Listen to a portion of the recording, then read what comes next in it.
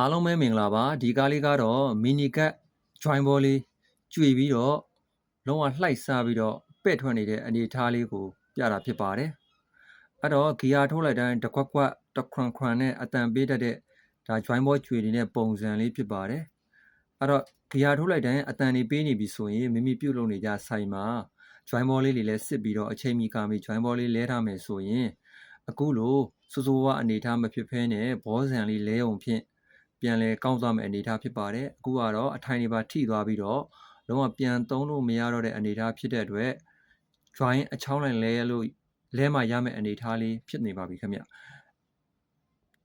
ဒါကောင်းတဲ့ဘက်အချမ်းကပုံစံလေးဖြစ်ပါတယ်ဒီအနေအထားဆိုရင် join ball လေးလဲရင်ကုန်ကြစိတ်တက်တာမှာဖြစ်ပါတယ်ဒါတော်တော်ဆိုးဆိုးဝါးပဲ့ထွက်ပြီးတော့ပြန်လဲသုံးမရတဲ့ပုံစံလေးဖြစ်ပါတယ်အားလုံးလည်းဘဟုတုတရရှိကြပါစေအန္တရာယ်ကင်းလို့လည်းဘေးရှင်းကြပါစေခင်ဗျာ